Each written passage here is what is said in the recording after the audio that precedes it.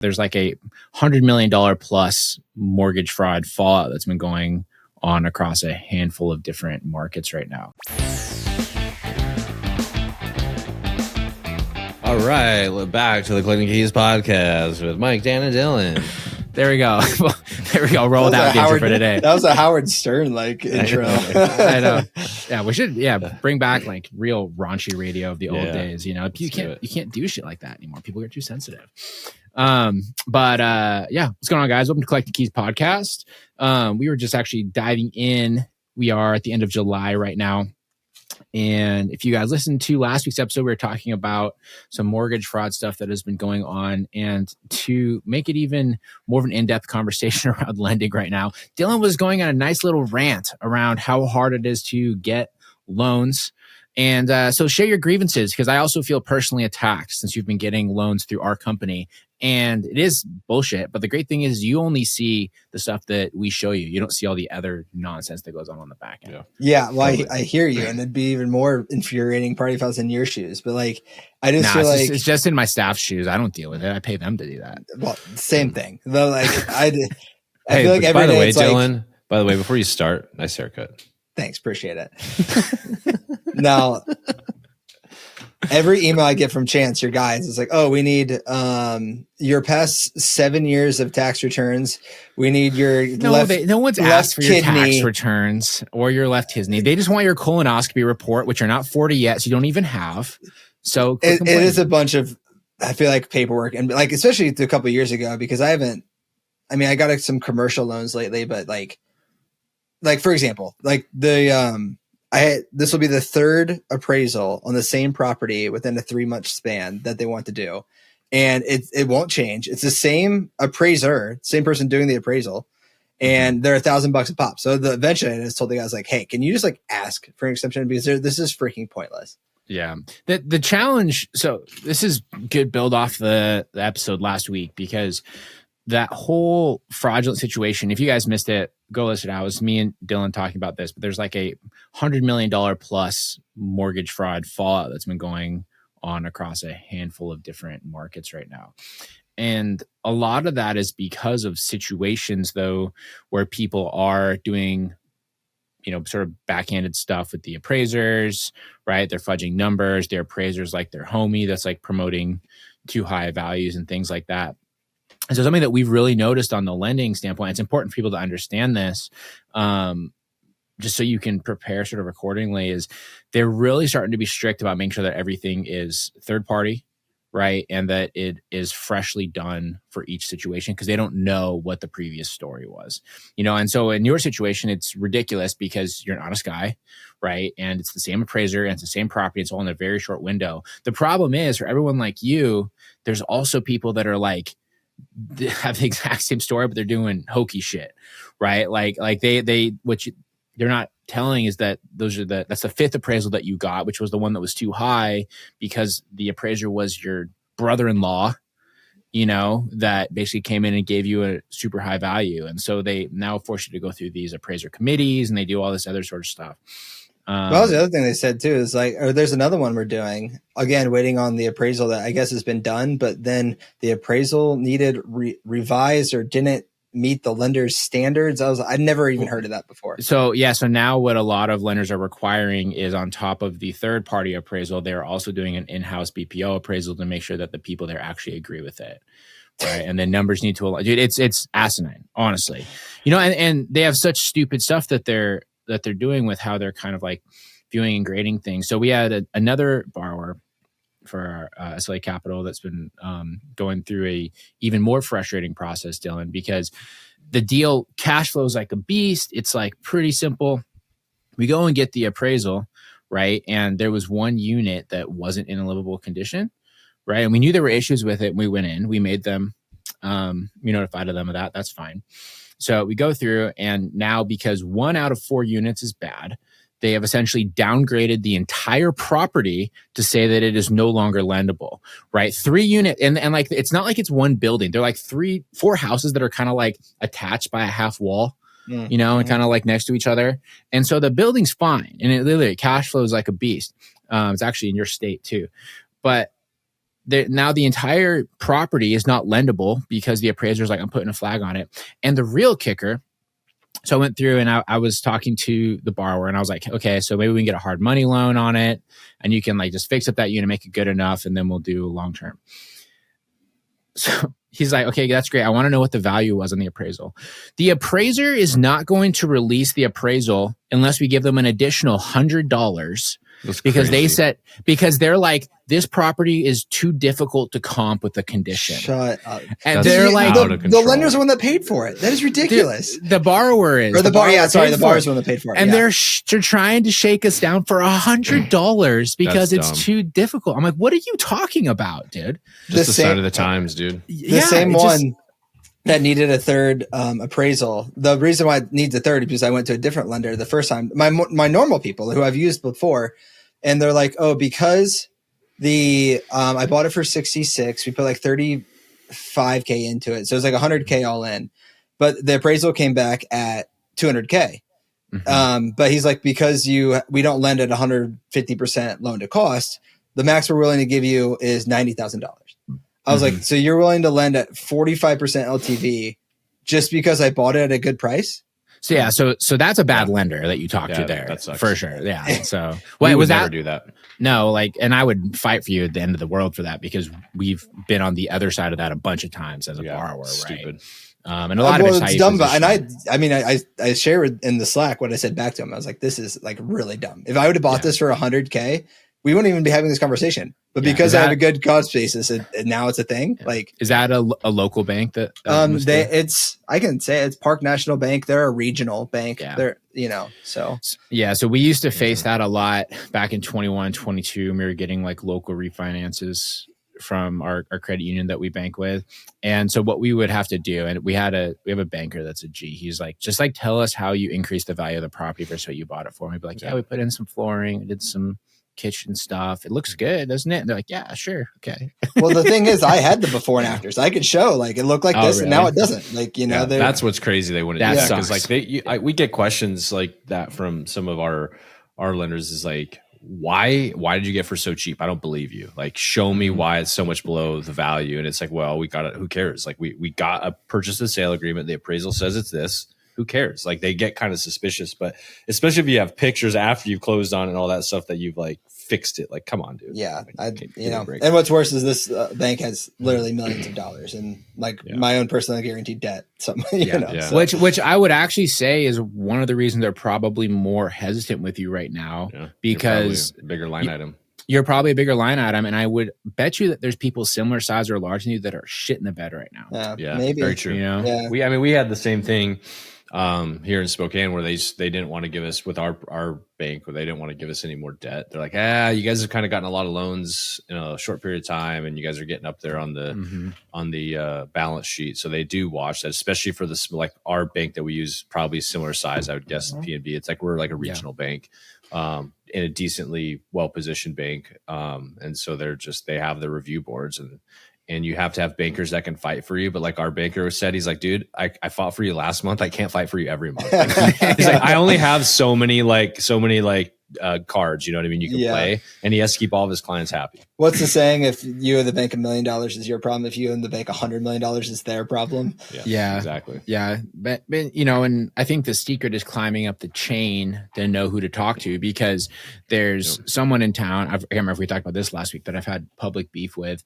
And they're one of like the biggest name / developers in town.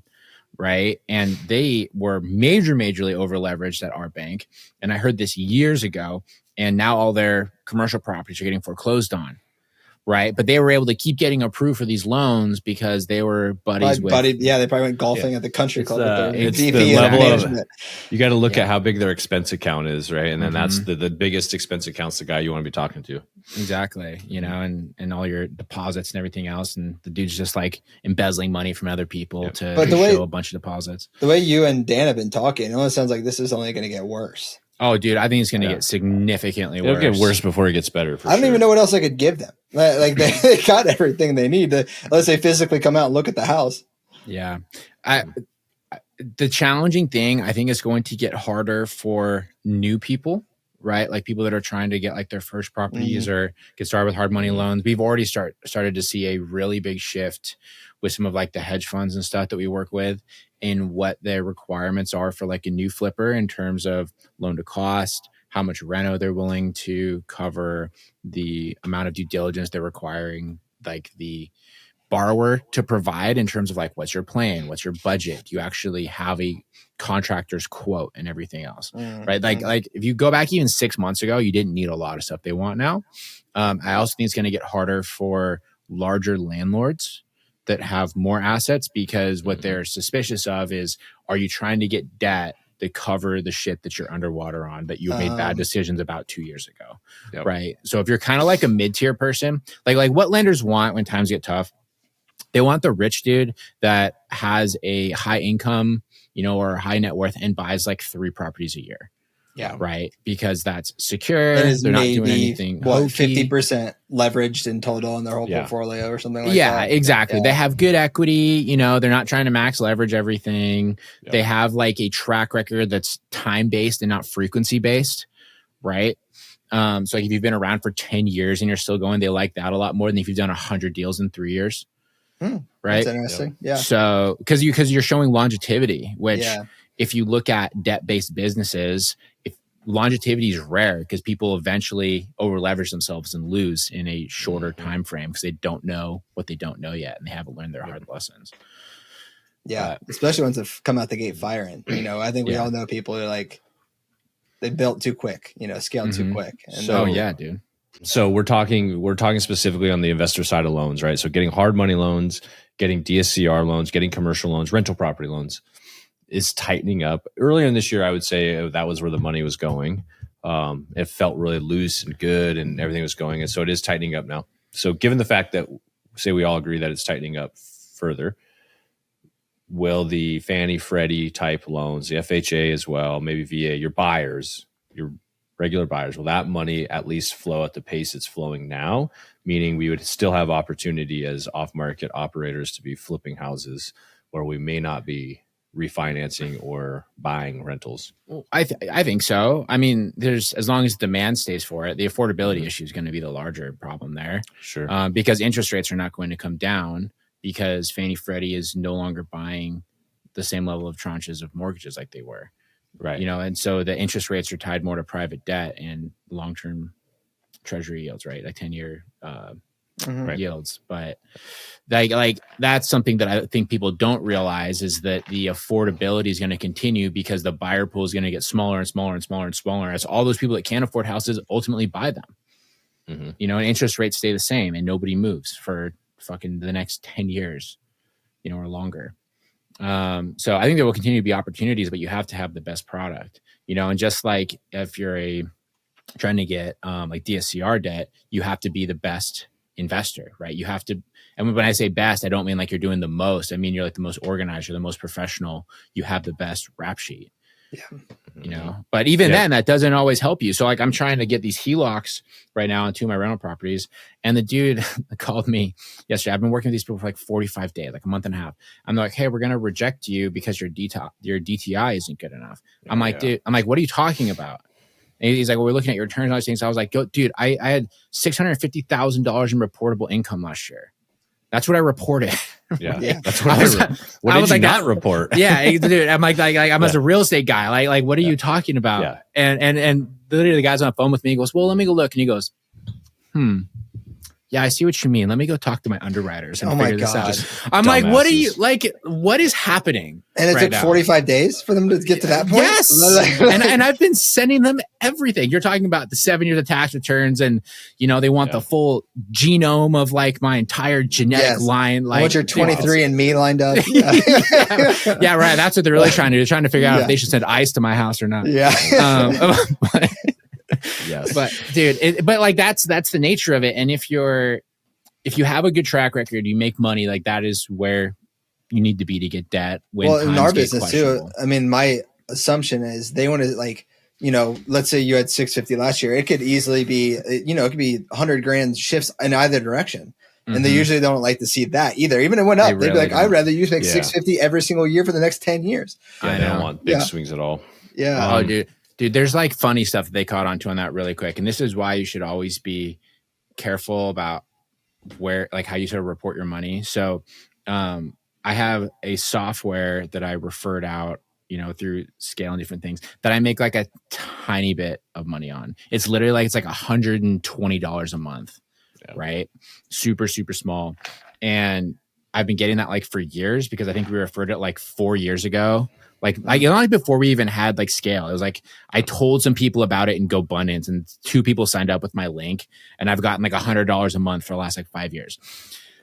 My CPA that did my 23 taxes, they reported it on a 1040. No, sorry, on a 1040 full returns on like a like an actual business return. It just says like business income with like this, like a 1099 or something. Yeah, with like $1,200 for a 23, and they're like, "What is this? We need to see like the full tax return for where this money came." I was like, "I don't have anything." You're like, "I don't even know what it is." I was like trying to figure out what the hell it was. But like they were scrutinizing me because of this. They needed to get like a letter of explanation from my accountant explaining what this money was and why they filed it this way. I'm like, it's $1,200 for the whole year. What are you talking about? That's so stupid. Go ahead. Dumb. Yeah. So anyways, we can move on from this. Well, my hope, to finish it off, my hope is we all just bitch about this in public forums, and then hopefully it was like, this will change. Someone will be competitive, come back and be like, okay, we're the new lender in town. We'll give you better rates. We'll give you better terms. And everyone, HouseMax is the most popular name I've heard lately in all channels. So they're having troubles too. They are. So we went to breakfast dinner yesterday with one of my good friends. GoBundance guy is a very, very prominent flipper in Austin. He knows HouseMax very well. This dude's literally done like over 1,000 properties, right? And HouseMax has been his go-to. And so how HouseMax actually runs, he was saying, is they have a massive, what's called a warehouse line on their deposits at the bank. So basically $100 million warehouse line. 600 million. 600 million. Sorry. Yes. There's a 6 there. Yeah. So basically they have a big, massive line of credit that's leveraged against the cash position in the bank. And what they did is they raised money for that cash position. So they're basically paying on that and they're paying on the warehouse line. And so their rates that are super cheap, he said that their entire model is they're basically make like a quarter point or like a quarter percent or like a half percent spread, but on like $600 million. But this isn't like a bank where it's, federally insured or anything. This is like a private institution. Yeah. Huh. And so like they're constantly trying to keep those low rates because if they don't keep that money moving, they're screwed. But also they're tightening up like everybody else. Because if they can't get that paper off their books, then as soon as interest rates fluctuate even a tiny bit, they're now losing. Yeah, exactly. Right? I can't imagine. I mean, I understand the law of big numbers, but like you're basically baking in a 25 basis point profit potential. That's awful. Yes. On $600 million. Though. I don't care what the number is. Like that's insane. So it's a risk versus reward thing, right? Because the back end, the profit number is big, but for what you're risking, you're like, holy shit. Because you're risking. Maybe they have like a 2-to-1 leverage on like their private equity or something like that. So say they have 300 million sitting in a bank account they have to pay interest on, and then a $600 million line. Like those are just big numbers, and the risk for what you're getting on a quarter point is maybe when the market's like this, it's tough. It's tough to justify. I mean, 25 basis points on 600 million is 1.5 million. Yeah, see, that's not a lot. No, it's not. That's real tight, right? But but that's what they're making on like a recurring basis because what they do is they generate that and then they sell them off, so then they keep that spread. Sure. Yeah.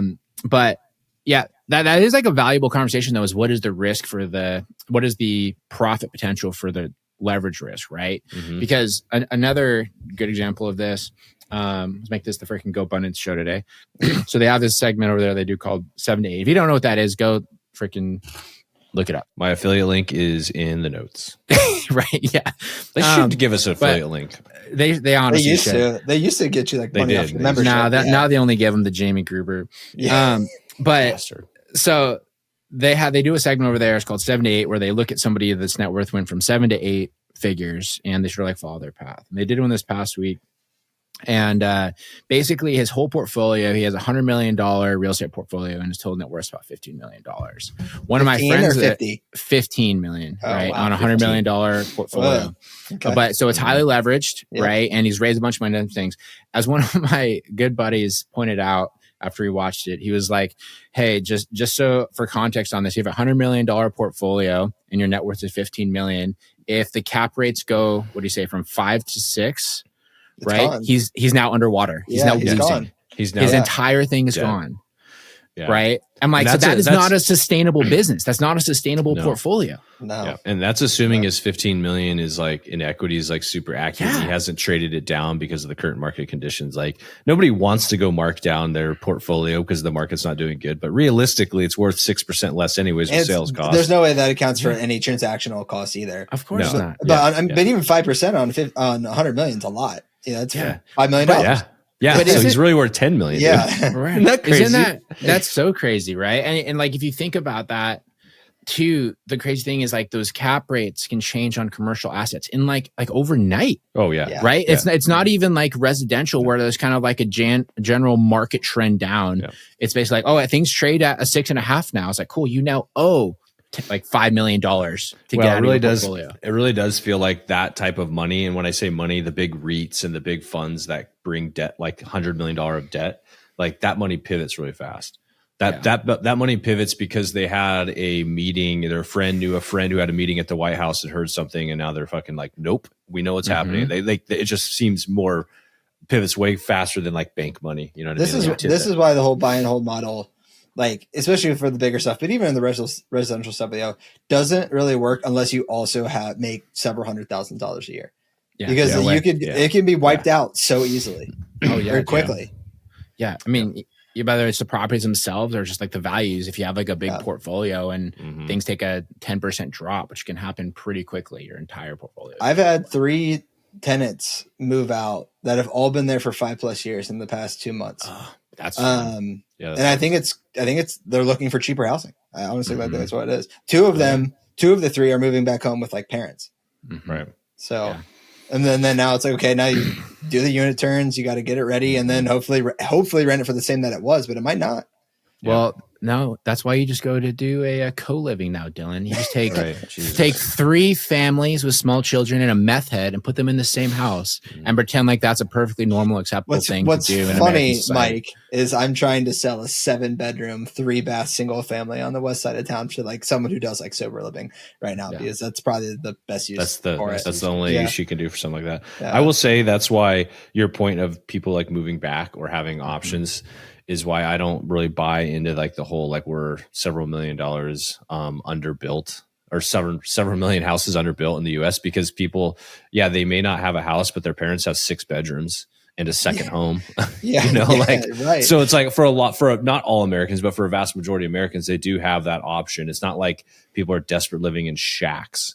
Like they can go move back home. There are other units that are available. They're less preferable because like people do move and they can move. And the fact that people do and can move tells me that there's not we're not that underbuilt. Like maybe a little bit, but these renters are on both ends of the spectrum. Like young 20s for 2 of them. So like moving back home kind of makes sense to save the $1,000 a month. The other one is like on older side, like limited income, Social Security. And I think the other aspects of life are just getting more expensive. Food, other utility bills and shit. Man, I can't. It's affordability. It goes back to the affordability conversation, and most people can't afford things until they're older now. Just like the millennials were the start of that, right? We couldn't afford things until we were older, but we will be living 20 years longer probably than our parents. So, yeah, I mean, assuming we don't all get brain cancer from being around our fucking cell phones from AI. We have plastics in our balls. Don't you guys know that? Dude, that's true. Ooh. Yeah. I mean, that's the big concern. But I mean, on that whole piece, it's the general cultural way that we are in the United States, right? Where we value independence. And there was always like this kick people out at 16 or 18, and like go to college. You want to be able to have a house. You want to be able to have all the other things. And the vacancy rate isn't necessarily an issue, right? It's not like there aren't properties available. It's just people can't afford them. Yeah. I mean, even around Spokane, if you need to find rentals, you go look on rentals available in Spokane or any other market right now. There's a bunch out there. If there was really a, availability crisis, they would all be gone, but they're not. Right. Yeah, exactly. I always laugh at the ones when I'm trying to do like rental comparisons when I'm having a place to rent. It's like, oh, they're trying to list this for $1,500, but it's been listed for 8 months. I was like, bro, just take to reduce the price. Right. Like that, you guarantee that's just someone's property manager is not doing them justice. Oh yeah. Yeah. Yep. Well, yeah. But, or there's like weird collusion that stuff will do too, where like if you're trying to lease it, you can get different benefits from different cities and stuff. That's always been a thing in the past. But like, or here, what was a really big issue, there's actually a big state lawsuit against several of the large apartment management companies that are owned by like a couple individual families, because they were basically colluding to keep rents super high. Right. And so they had all had like a cool kids meeting where like the three families that owned all the property management companies, all the apartments, were like, what if we just didn't lower rents?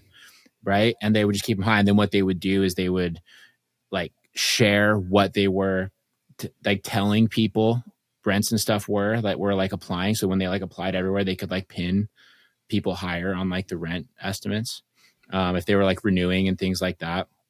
So that way people couldn't necessarily go and get somewhere cheaper, because they would all be saying like, oh, you're going to increase to this. Cool. We're going to increase to that too.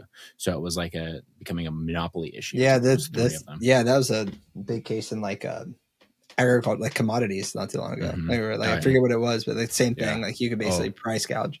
And they don't want us to do that as landlords. Right. Whoops.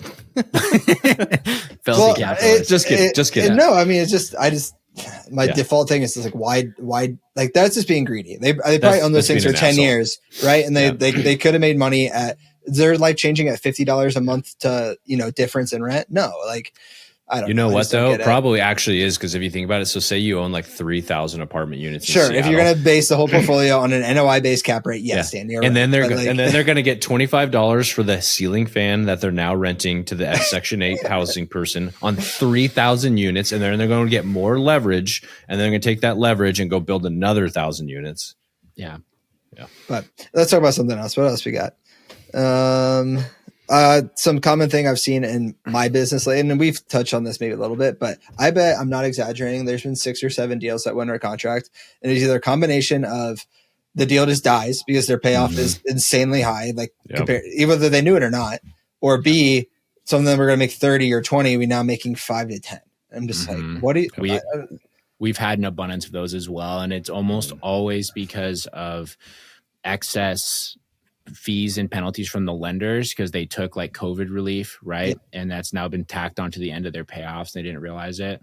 Or they'll have these other liens on their properties that started a lot of times in 2020 or 2021 when they were under quote unquote hardship. And now it has built up over 5 years of interest. I do want to bring up too, on the same vein, Dylan, because obviously, we have our wholesale deal struggles and stuff like that. And we've worked through quite a few this month, similar to that.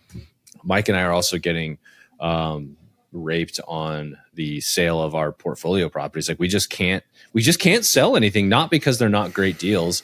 Like we have one right now. It's almost, some of it's like our sins, our past sins are kind of catching up with us. We're being too smart for our own good. Like exactly. You guys got years ahead of this, and there's no way you're through all the sins. But. Right.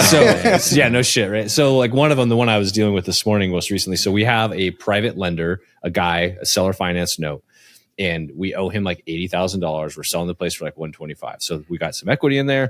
0% interest, by the way. 0% interest. Just principal only payments. And he refuses to give a payoff because it's not due until January 2026. So he will not accept our money. And I'm like, you can't, like, he's like, you can, like, basically, how's it written in your contract? Can you say you can pay it off at any time? So it does say, so in the note we have, there's a couple things that are contradictory. One, it says the properties due, the loans due on sale. So makes sense. Yep.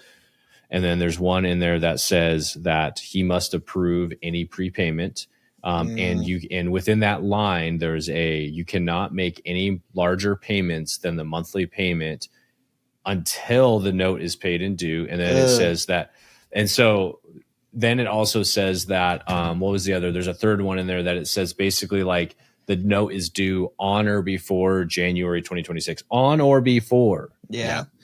So and the funny thing is this note, like a lawyer drew this up. This wasn't like us putting together some janky note. Yeah. No, this is like a before. lawyer. This is from 2020, dude. This is before ChatGPT was a thing. This was back in early days of Mike and Dan, and so the guy's like, he's just being an asshole about it, and it's like, no, like we're gonna sell. Well, this you guys thing. can do the math and know what the payoff is, right? But it has to come from him. Correct. Well, so the payoff, we have a third party escrow company, and so they follow the rules, and they have to get the payoff from him, and he's refusing. So I got our lawyer looking at the docs, and it's like either write a strongly worded letter or call the guy and be like, bro, you can't stop them from selling it. Do you want them to put your money in their pocket or do you want it in your pocket?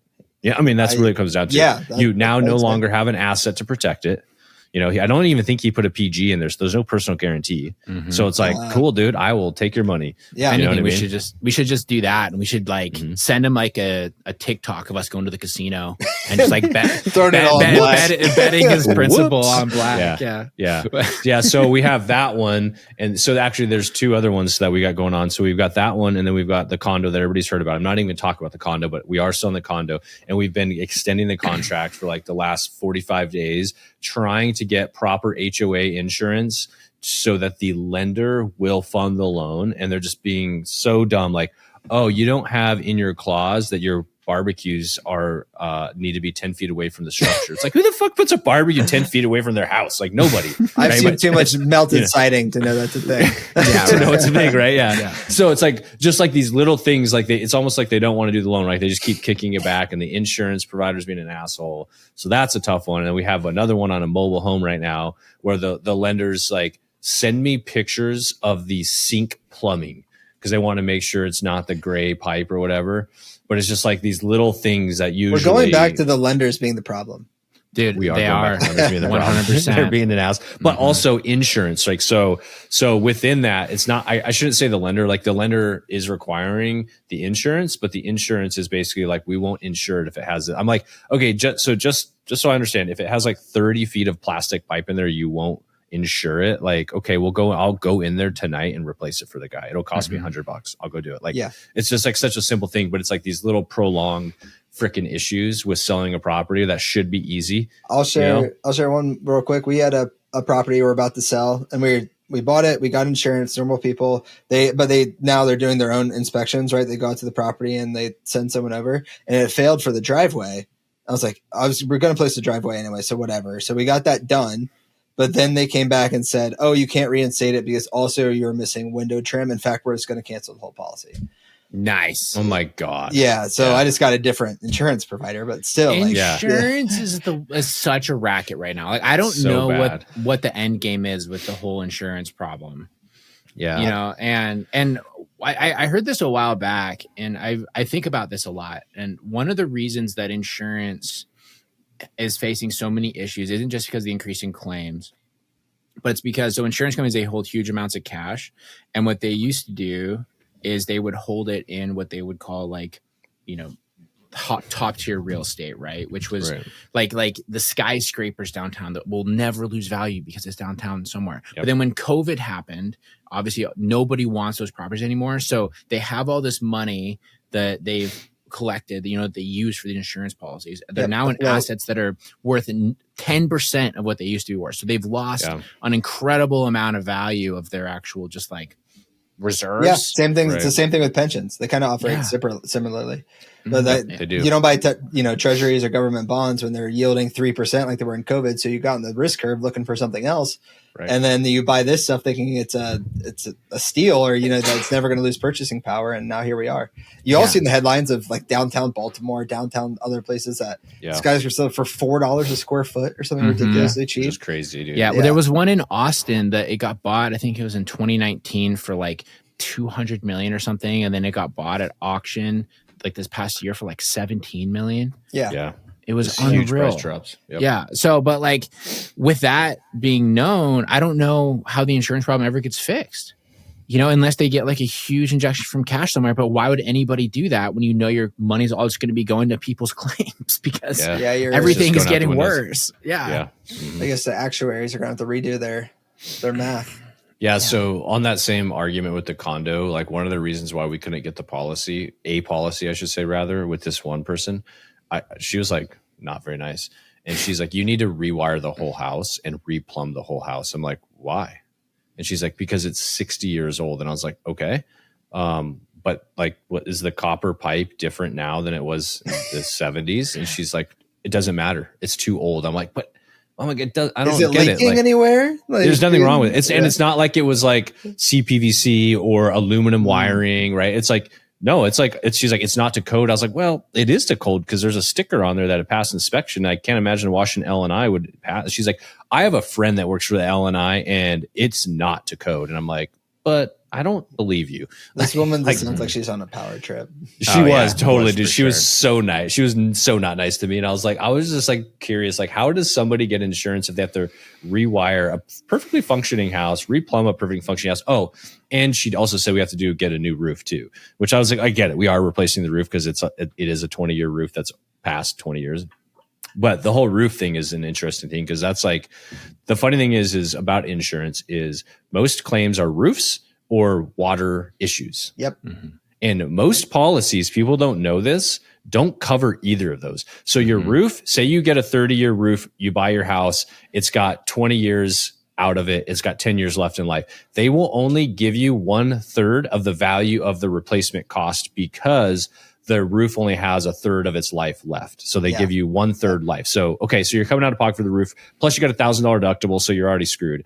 And then on water stuff, it is so hyper specific, they will not cover. If it's a slow leak that you don't know, they won't fix it.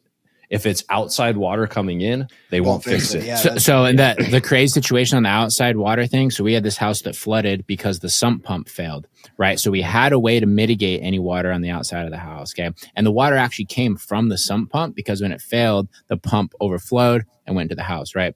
The problem is they went and they're like, oh, the sump pump is outside of the footprint of the house. Sorry. It's now counts as outside water.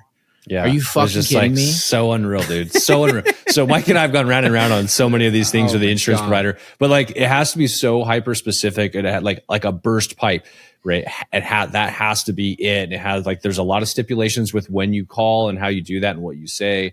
And so most people really, the only thing you're covered is like fire. And I don't even know that. And I just say that because I've never had to worry about fire in my houses. But like realistically, how often does your house burn down? Yeah, but if you even had a property burned down, they found that like the batteries weren't replaced like them they're supposed to. They're going to deny the claim. Totally. They're like, yeah. So I guess the lesson with that is next time your house floods, just burn it down. Just make sure that it doesn't look. Just make sure it doesn't look like your barbecue was closer than 10 feet because they'll reject you on that. What's worse is like, I have one insurance guy that I pretty much just text me like, hey, like he's like an insurance broker essentially. And we never go for even the cheapest policy. I go for stuff that has supposed to have like good replacement costs, like it has all this stuff. And I'm sure if I ever had to file a claim, I'd probably get screwed anyway. You will. I mean, I will say that's smart though, Dylan. Like definitely get a better policy. Like don't get the cheapest cheap because like it could screw you over. Try to skip on it because like if you have an Airbnb and you don't have an Airbnb clause, you're not getting recouped rent. They won't do it. Yeah. Making sure you have 6 months of like rental coverage and stuff. Because if you need it, like, and you at least can get rent recoupment, like that's important. Yeah. Well, and everyone, if you ever reviewed an insurance policy before, like in depth, one of my favorite little things they put in there is how it doesn't cover acts of God. Yeah. Right. Which is basically their way of saying we can decide if God hates you. I am God, actually. Yeah, right. And so like so you look at like the floods in Texas, right? And the hurricanes, those sort of things, those are always just acts of God. So if that ever happens, then sucks to suck. I don't know what to tell you. Yeah. But really the best case scenario is, you just accidentally burn your house down by leaving a casserole in the oven or leaving the stove on and then going out to a movie and then being dumb about what happened. Hey, definitely not suggesting that you do that, but some of my replacement costs of my buildings. I'm just saying, like if someone wanted to arson some of them, as long as the people are okay, I wouldn't mind. Yeah, exactly. I mean, whoops. Here's actually the best route to go, and then we can cut it here. Is just become Warren Buffett so that you're self-insured. Then go buy an insurance company, and then they have to file any liability or any liability claims go through because you fucking own them. Just saying. There you go. Yeah. Rule number 1. Just go to like the top level of corruption and just buy the insurance company. Buy the insurance company. Yeah. Be so big you can do whatever you want. I mean, that's basically what all politicians do now. So, cool. All right, guys, we'll end it there. Thanks for listening, everybody. If you also have real estate grievances, I'd love to hear about them. Go ahead and DM them to me on Instagram at Mike_invest, or you can email them to me too if you're old, Mike at collectingkeys.com. And thanks for listening, guys. Talk to you guys later. See you.